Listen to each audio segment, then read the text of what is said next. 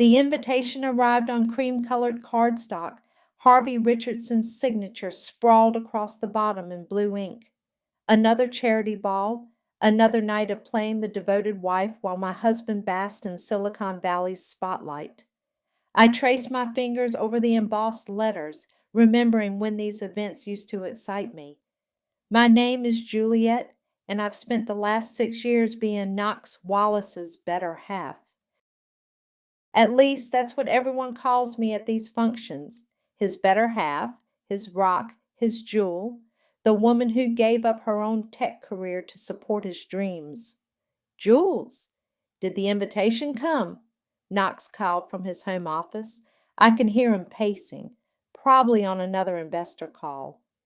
Yes, it's here. I walked to his door, watching him gesture animatedly while talking into his AirPods. He looked exactly like the man I fell in love with. Tall, perfectly styled dark hair, confident smile. But something had shifted in the past year, something I couldn't quite name. He held up one finger, signaling me to wait. Absolutely, Harvey. The prototype exceeds all benchmarks. We're ready for the big reveal at the ball. He clicked off the call and turned to me, eyes bright with ambition. This is it, baby. The night everything changes. I handed him the invitation. Harvey wants me to accept the Tech Visionary Award on your behalf since you'll be in Singapore that week. Perfect. Knox grabbed my waist, spinning me around. You're so much better at those acceptance speeches anyway. Make me sound good? Don't I always? I forced a smile, remembering the countless times I'd polished his presentations, refined his pitches, debugged his code late into the night. You're the best, Jules. He kissed my forehead quickly before checking his phone. Dinner with Clara tonight, by the way. Harvey's wife. She's helping coordinate the ball and wants to go over some details. Clara? Something in my stomach tightened. I thought you had a board meeting. Rescheduled. You should come. But wait, you have that boring book club thing, right? I did not, in fact, have book club. I'd canceled it weeks ago when my best friend Fatima moved away. But lately Knox had been creating these convenient schedule conflicts, painting my absence as my choice. Right, book club.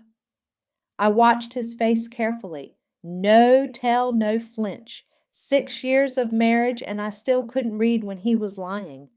That evening, I sat in his office supposedly gathering tax documents he'd requested. His tablet pinged with a message. I shouldn't have looked. Good wives don't snoop. But something about Clara's increasing presence in our lives had been nagging at me. The tablet screen lit up with a voice memo. I pressed play before I could stop myself. Knox, baby. Clara's voice, breathy and intimate. Last night was amazing, but we need to talk about those patents.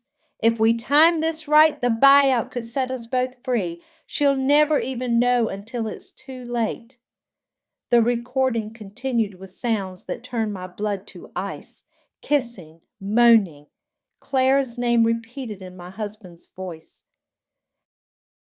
I sat there clutching the tablet as 6 years of marriage crystallized into perfect, horrible clarity. All those late meetings, the sudden interest in Harvey's charity foundation, the way Knox had insisted I transfer my old project files to the company server for safekeeping. My phone buzzed, a text from Knox. Clara says the restaurant is amazing. Wish you didn't have book club. Love you. I stared at those 3 words, love you, and felt something inside me harden. They weren't just sleeping together. They were planning something bigger, something involving my work, my patents, my future. The charity ball invitation still sat on his desk, mocking me with its elegance. In 2 weeks, I was supposed to stand on stage and accept an award for my husband's visionary leadership. Leadership built on my ideas, my code, my sacrifice. I picked up the invitation, running my finger along its edge. sharp enough to draw blood if you pressed hard enough. Just like the truth. I spent the next 3 days in a fog, watching Knox like he was a stranger wearing my husband's face.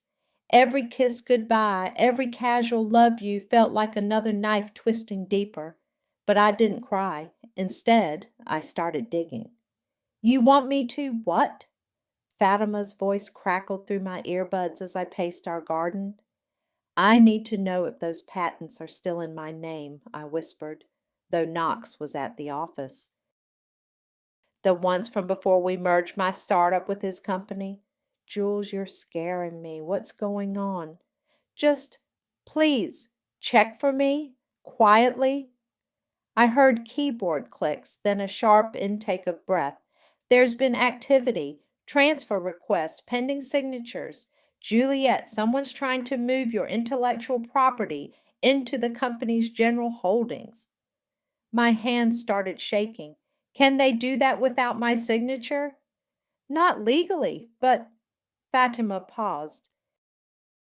If you signed anything recently? The partnership agreement. Last month, Knox had rushed me to sign updated company documents claiming they were routine annual filings. I trusted him. I need to see everything, Fatima, every document, every request. Come to my office now. An hour later, I sat in Fatima's sleek downtown office, staring at paper trails that confirmed my worst fears. They weren't just stealing my marriage, they were stealing my life's work. This is corporate espionage, Fatima said, spreading documents across her desk. Look at these timestamps. The transfer request started right after Knox began meeting Clara regularly. 6 months ago, I whispered, when Harvey appointed her to the foundation board. My phone buzzed. Knox. Working late tonight, baby? Don't wait up. I showed Fatima the text. She grabbed my hand. We need proof. Real proof, not just paper trails. That night, I did something I never thought I would. I drove to the office after hours using Knox's key card that he'd lost last week. The security guard knew me. Mrs. Wallace? Working late again? I smiled, clutching my bag containing the tiny recording devices I'd bought that afternoon. You know how it is before big launches. Knox's office was dark, but I knew it better than he did. I'd helped design the whole floor plan. 10 minutes later, 3 microscopic cameras were installed, one facing his desk, one by the seating area, one covering the door. I was about to leave when voices echoed down the hall. Panicked, I slipped behind the massive filing cabinet. Nobody's here, Clara's voice purred. Stop being paranoid. Jules never comes to the office anymore, Knox replied. Too busy with her book clubs and charity work. The door opened. Through the gap between cabinet and wall, I watched my husband pull another woman into his arms. They stumbled to his desk, knocking over the family photo I'd placed there last Christmas. Did you get her to sign? Claire asked between kisses. Working on it. She trusts me completely. Once the patents transfer, Harvey's buyers won't care whose name was on them originally. And the mental health angle? Knox laughed, a sound that used to make me smile. If she fights it, we have documentation of her unstable behavior. Too much pressure, poor thing. Had to step away for her own good. They were going to declare me mentally unfit if I resisted. My own husband was plotting to erase me, not just from his life, but from my own work. I bit my hand to keep from screaming as they continued their discussion between moments of passion. Every word, every moan, every betrayal caught perfectly on my hidden cameras. When they finally left, I waited 10 more minutes before emerging. My legs barely held me as I walked to his desk. The family photo lay face down, glass cracked, but under it was something better. Clara's laptop, forgotten in their hurry to leave. With shaking fingers, I pulled out my backup drive. 3 minutes to copy her files. 2 minutes to replace the photo, 1 minute to erase any trace of my presence. Walking out, I texted Fatima, I have everything. Meet me tomorrow. Then I drove home to cook dinner for my husband, smile at his lies, and begin planning exactly how I would destroy them both. Knowledge isn't just power, it's ammunition. And I had just loaded my gun. Oh my God, Juliet, I'm so embarrassed. Clara's perfectly manicured hand flew to her mouth as we collided outside the luxury spa. I'd timed my exit perfectly right as she arrived for her weekly massage. Clara! What a surprise! I steadied myself, touching her arm apologetically. I'm such a klutz. Nonsense, you're gorgeous as always. Her eyes swept over my yoga outfit. I didn't know you came here. First time, actually. Knox suggested it. I watched her face carefully. Not even a flicker. She was good. Said I seemed stressed lately. He's such a thoughtful husband. Clara's smile was practiced perfection. Hey, why don't you join me? I was going to have lunch after my massage. We never get to really talk, just us girls. Hook, line, and sinker. 2 hours later, we sat at an exclusive rooftop restaurant. Clara on her second martini. I nursed a sparkling water, playing the role of devoted wife concerned about her husband's increasing absences. Men get like that during big projects. Clara waved her hand dismissively. Harvey's the same way, always chasing the next big deal. Knox mentions Harvey's latest acquisition plans a lot, I said carefully. Something about revolutionary software patents? Claire's eyes sharpened despite the alcohol. You know about that? I laughed, the sound hollow in my ears. Only what I overhear. Knox says I wouldn't understand the technical details. Men, Clara scoffed. They love feeling superior, don't they? But between us? She leaned forward conspiratorially. Sometimes the wives know more than they think. What do you mean? Oh, come on. She touched my hand. I've seen your background, Juliet. Top of your class at MIT? That startup you sold? You're not just some trophy wife. I withdrew my hand, feigning embarrassment. That was ages ago. I'm happy supporting Knox now. Of course you are. Her smile turned predatory. But don't you miss it? The excitement, the power? Sometimes, I admitted, letting vulnerability creep into my voice. Lately, I've been thinking about my old projects. You should show me sometime. I'd love to understand what you used to do. I watched her signal the waiter for another martini. Really? I thought technical stuff bored you. Please, she rolled her eyes. I'm married to Harvey Richardson. I know more about tech valuations than most VCs. In fact, she pulled out her phone, checking the time. I have an hour before my next meeting. Why don't you show me your old office? Knox mentioned you still have space in the building. Perfect. She was playing right into my hands. I'd love to, but I hesitated. Knox doesn't like me talking about work stuff. What Knox doesn't know won't hurt him. Clara stood slightly unsteady. Come on, live a little. 20 minutes later, I unlocked my old office. It was mostly empty now, just a few boxes and an old laptop I kept for show. The real documents were safely stored elsewhere. Clara moved straight to my desk, her movements too purposeful for someone supposedly tipsy. As I pretended to search for old project files, she slipped a USB drive from her purse. Mind if I use your computer? Need to check something for the charity ball. Of course. I turned away, hiding my smile. The laptop was a trap loaded with fake files and tracking software. While Clara thought she was secretly copying my confidential documents, I watched her reflection in the window. Her phone lay unattended in her open purse. Oh no, I gasped suddenly. I think I left my phone in the restaurant. Would you mind calling it? Clara dialed obligingly. Nothing rang. Let me check the bathroom, I said, grabbing her purse by mistake as I hurried out. 30 seconds to copy her phone data using the device Fatima had given me. 30 seconds to confirm what I already knew. When I returned, Claire was exactly where I'd expected, photographing the fake blueprints I'd left visible on my desk. Found it. I held up my phone. It was in my yoga bag the whole time. Wonderful. Clara smiled, gathering her things. This was so fun, Juliet. We should do it again. Absolutely, I agreed, watching her leave with her stolen fake files. In fact, why don't you come over for dinner next week, just us girls? She agreed eagerly, probably already planning how to search my home office. Let her come. Every move she made now was another piece of evidence in my growing collection.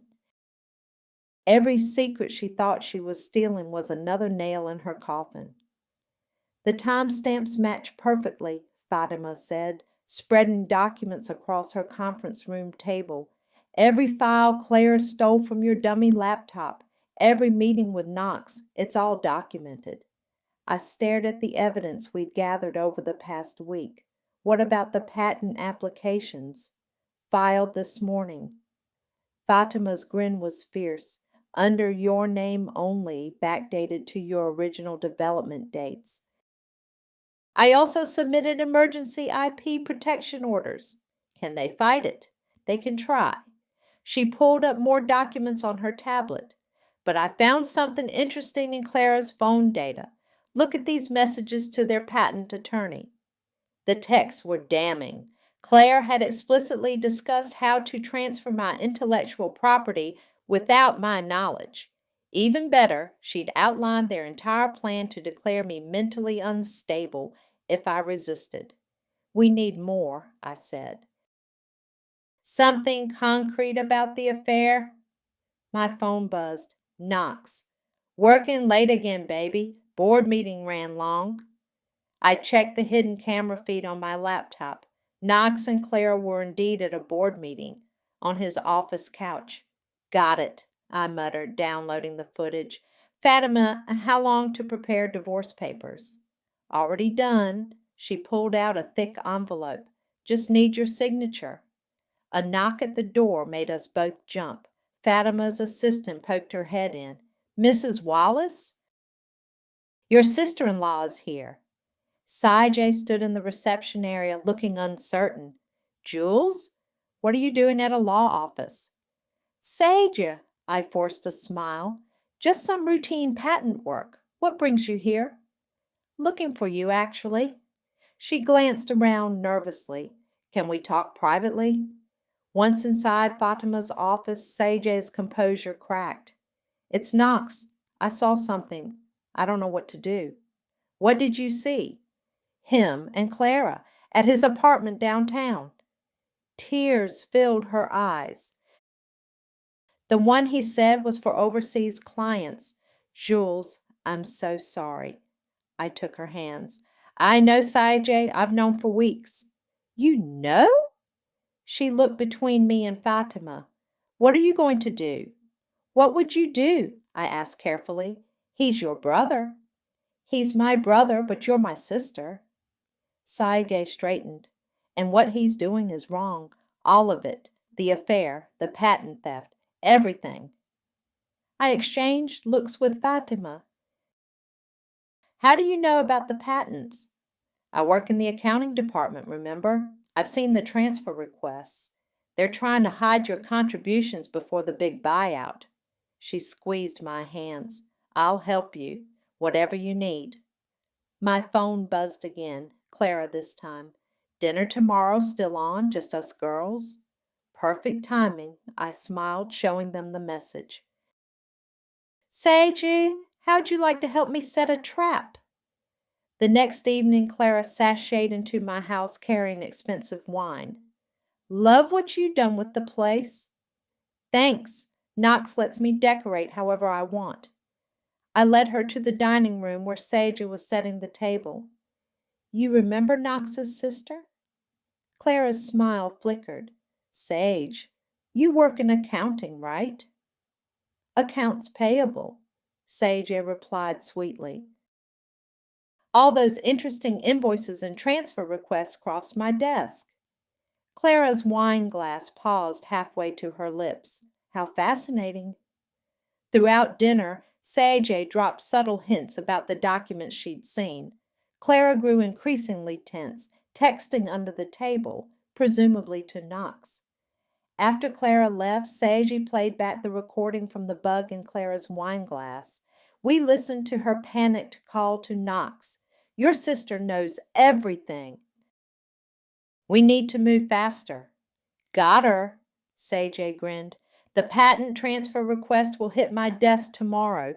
Want me to accidentally send it to legal first? I hugged her tight. You're amazing, but aren't you worried about Knox?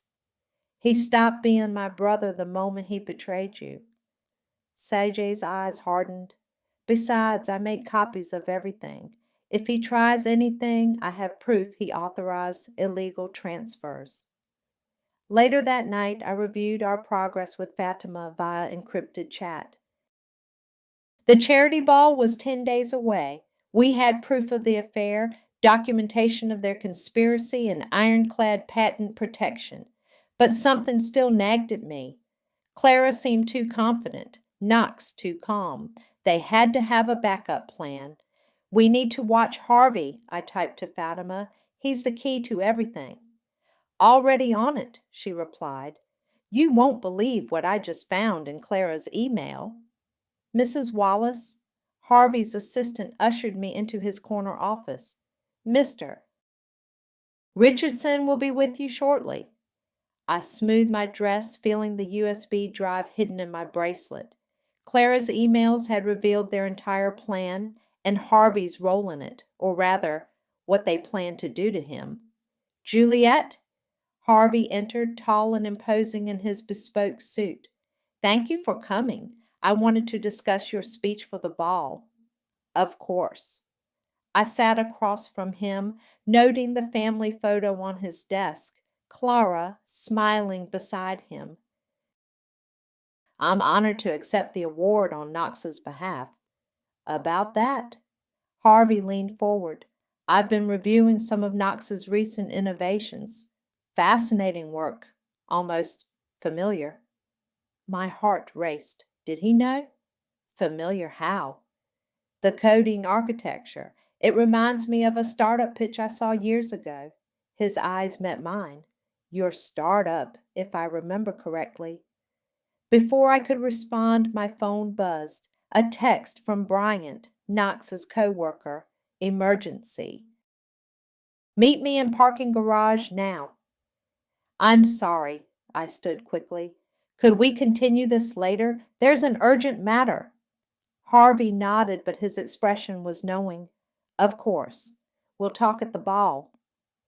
5 minutes later, I found Bryant pacing between cars in the underground garage.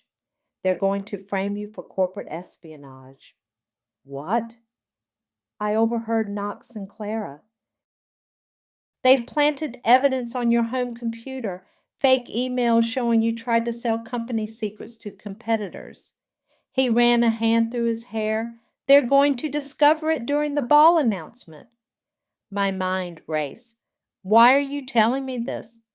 Because I was there when you first developed that code, before Knox took credit, before all this. Bryant handed me a flash drive.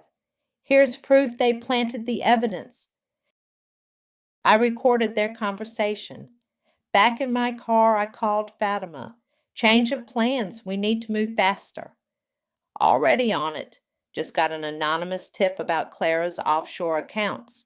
Seems she's been funneling company money for months. Does Harvey know? Not yet, but his forensic accountants will figure it out soon. I started the car, mind whirling. The ball is in 3 days. They're planning to frame me there. Let them try. Fatima's voice hardened. We have everything we need. The question is, are you ready?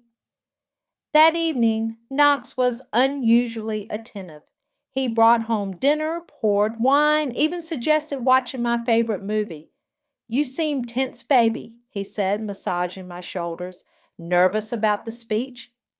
I forced myself to lean into his touch, remembering when it used to comfort me. "A little. I want to make you proud." "You always do." He kissed my neck. "Hey, I was thinking, after the ball, maybe we should take a vacation. Just us." Translation: "Get me out of the country before everything explodes." "That sounds perfect." I turned to face him. "I love you, Knox." "Love you too, Jules." Every word was poison, every touch a lie, but I smiled and played my part, even as my phone silently buzzed with updates from Fatima's team. The next morning, I met Sajay for coffee. "Everything's set," she whispered. "The video will play right after your speech. Harvey's security team is already on alert." "In the backup plan?" "Ready. Claire's offshore transactions will hit Harvey's desk an hour before the ball." She squeezed my hand. "Are you sure about this? Once it starts—" "They're trying to destroy me, Sage. Make me look crazy. Steal my work. Erase everything I've built." "I know." She looked down. "I found something else. Knox has been recording your phone calls, editing them to sound unstable. They have a psychiatric hold order ready." My blood ran cold. They weren't just planning to discredit me, they were going to have me committed. "The ball's in 3 days," I said quietly. "By this time next week, either I'll have lost everything or they will." "You won't lose everything." Sage's eyes were fierce. "You'll still have me and Fatima and the truth." The truth. Such a simple word for such a complicated weapon. My phone buzzed. Harvey again. "Need to finish our conversation." "Dinner tonight? Clara will be there." "Perfect. Time to set the final piece in motion." "Of course," I replied, looking forward to it. The ballroom glittered like a scene from a fairy tale. I adjusted my midnight blue gown, the one Knox had bought me for our anniversary, and checked my earpiece one last time. Fatima's voice came through clearly. "Everything's in place. Security's been briefed." "Jules!" Knox appeared beside me, handsome in his tuxedo. "You look stunning, baby." His hand pressed against my lower back, guiding me toward Harvey and Clara. Clara wore red bold as blood.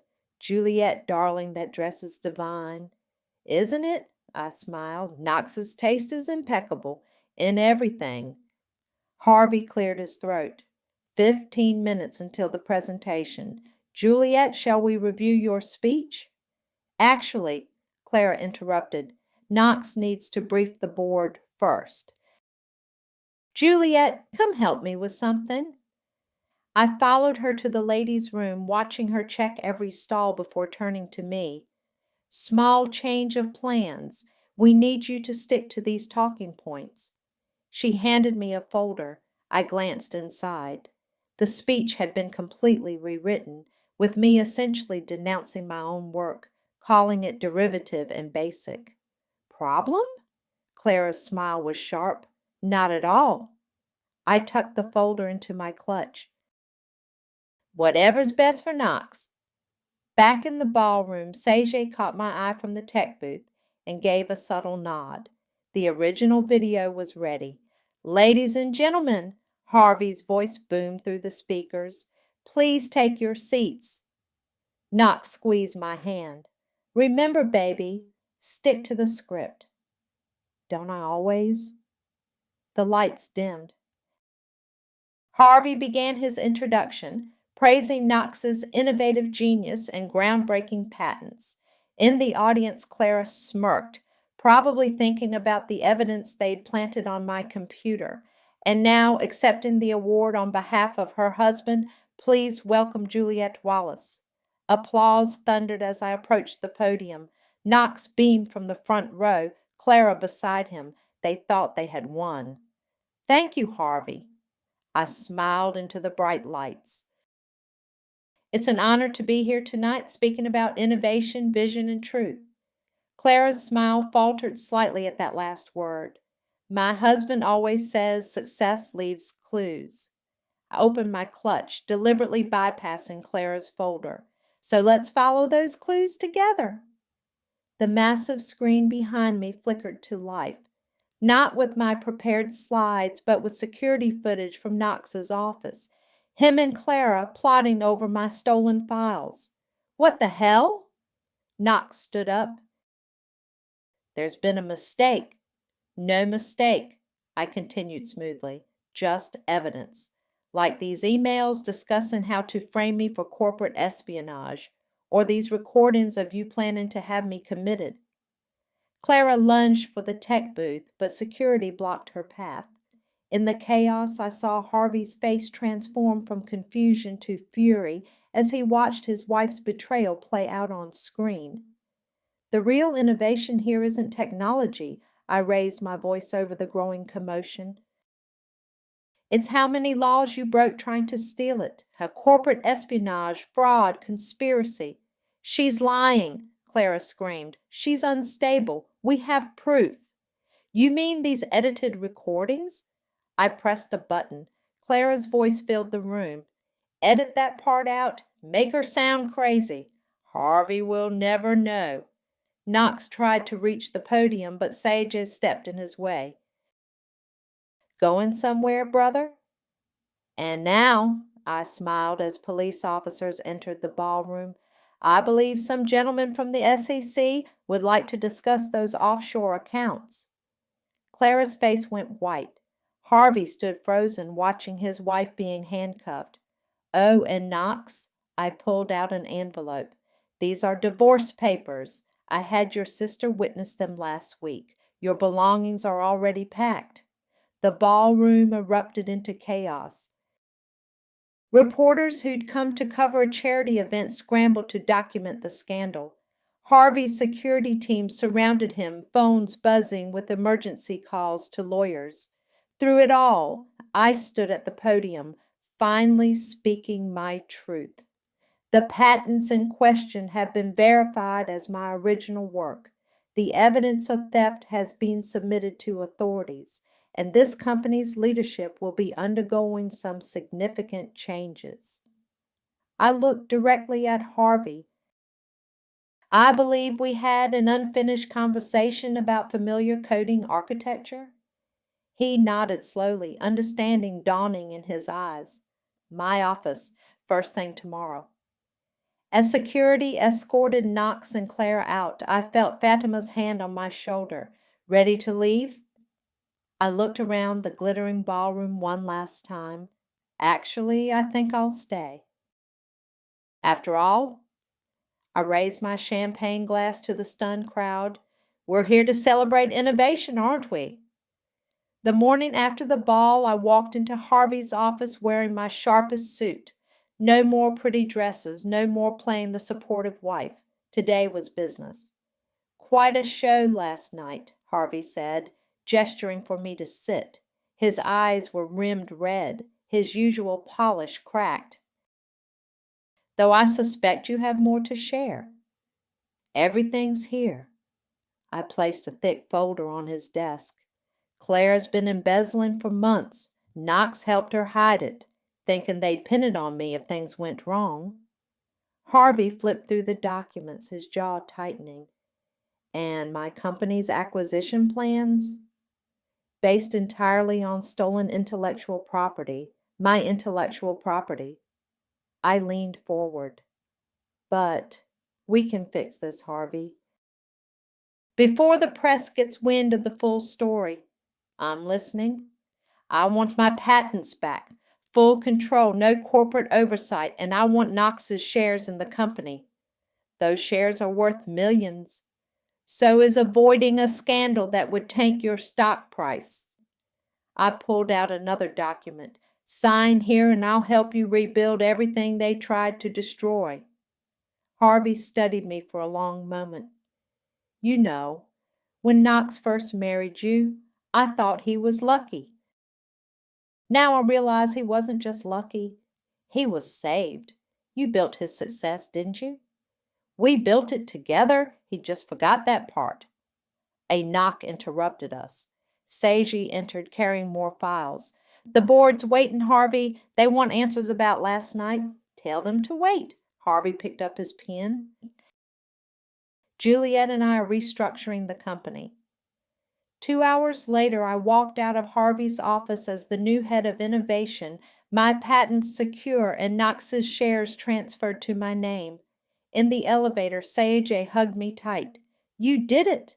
But what about Knox? Have you heard from him? Not since security escorted him out. I checked my phone. Dozens of missed calls, all from Knox. One text. You've ruined everything. I'll make you regret this. He's threatening you? Seiji grabbed my phone. That idiot! Should we call the police? No need. I showed her the screenshot I just received from Fatima. Knox had been arrested trying to access the company servers at 3 a.m. Apparently, he wanted to delete some incriminating files.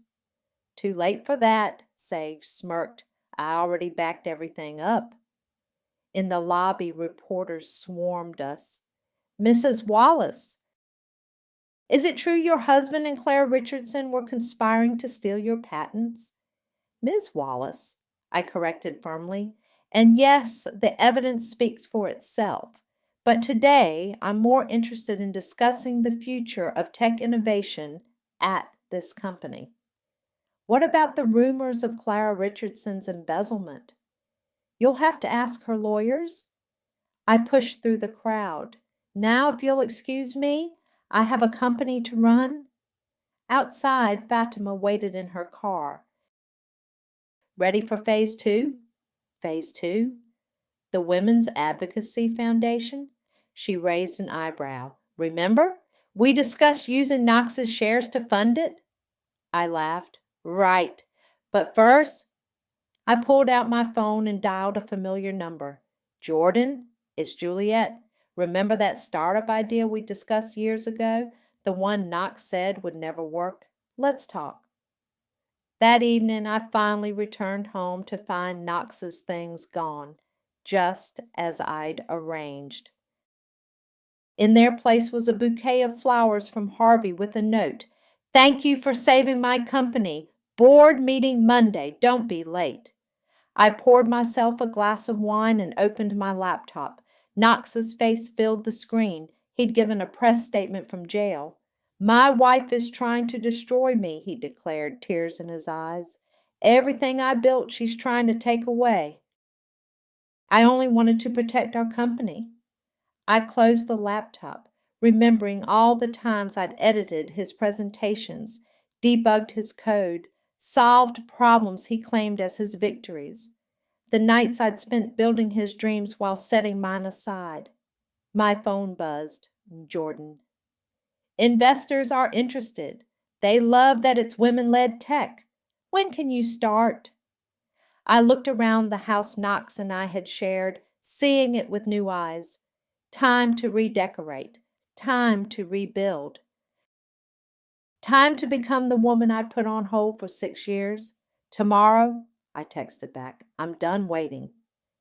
Because sometimes the best revenge isn't just exposing the truth, it's finally living it. The morning sun streamed through my office windows as I reviewed the final settlement papers. Knox had agreed to the divorce terms. He didn't have much choice with the criminal charges pending. Clara faced embezzlement charges, and their scheme had completely unraveled. These just came for you. Seiji walked in carrying a stack of envelopes. More partnership offers. Add them to the pile. I gestured to my desk, already covered with proposals from tech companies eager to work with the woman who'd exposed Silicon Valley's latest scandal. My phone buzzed. Harvey. Turn on the news. I clicked on the TV just in time to see Clara being led into court, mascara streaking her face. The headline read, Tech spouse pleads guilty to corporate espionage. Karma's not just a concept, Seiji murmured. It's a highlight reel. A knock at my door interrupted us. Jordan entered, tablet in hand. Our investors doubled their offer. They love the prototype. Show me. She pulled up our presentation, the same innovation Knox had dismissed years ago, now refined and ready for launch. A platform designed to protect intellectual property rights, specifically targeting women in tech who'd been erased from their own creations. We already have a waiting list, Jordan grinned. Turns out your story resonated with a lot of people. Speaking of stories, Seiji turned up the TV volume. Knox was giving another interview, this time in an orange jumpsuit. I admit my mistakes, he said, looking directly into the camera. Juliet, if you're watching, I'm sorry. I forgot who really built our success. Too little, too late, Fatima announced, striding in with more papers. Judge denied his appeal. The patents stay with you. I muted the TV. Any word from Clara? She's turning state's evidence, Fatima smirked. Apparently prison orange clashes with her complexion. My desk phone buzzed. Ms. Wallace, the board is ready for you. In the conference room, Harvey stood at the head of the table. Gentlemen, ladies, our new Chief Innovation Officer has an announcement. I took my place, noting how different it felt from all the times I'd stood behind Knox, feeding him lines through an earpiece. Our company's future isn't just in patents or products, I began. It's in protection. Today, we're launching an initiative to ensure no innovator's contribution goes uncredited, no matter their gender or position. Slides appeared behind me, the platform Jordan and I had developed, now backed by the full power of Harvey's corporation. We're calling it the Attribution Protocol, I continued. Every line of code, every innovation traced back to its true creator. No more stolen credits, no more erased contributions. The board erupted in questions, but Harvey raised his hand. I've reviewed the proposal. It's not just innovative, it's necessary, especially after recent events. As the meeting concluded, my phone lit up with a text from an unknown number. Clara, they're offering me a deal. Want me to tell them about the other women Knox erased? I showed the message to Fatima. She grinned wickedly. Shall we add witness tampering to his charges? No need. I typed back. Tell them everything. It's time for the truth. Later that evening, I sat in my new apartment surrounded by unpacked boxes. Sajay brought wine, Fatima ordered pizza, and Jordan spread our launch plans across the coffee table. To karma, Sajay raised her glass. To justice, Fatima added. To innovation, Jordan chimed in. I looked at these women, my sister-in-law turned sister, my lawyer turned friend, my partner turned ally, and felt something shift inside me. The anger that had driven my revenge was transforming into something stronger, purpose. My phone buzzed one last time. Harvey. Board approved everything. The attribution protocol launches next week. Ready to change the world? I looked at the future spread across my coffee table, at the women who'd helped me reclaim my power, at the empire we were building from the ashes of betrayal. Ready, I texted back, because revenge might have started this journey, but justice would finish it. And this time, every woman would get the credit she deserved, starting with me. To us, I raised my glass, and to every woman they tried to erase. We clinked glasses as my TV quietly played Knox's prison interview, his voice fading into irrelevance while we planned our next innovation. Some people steal glory, others create legacy. I chose to do both, by taking back what was mine and using it to protect others. That's not just revenge, that's revolution.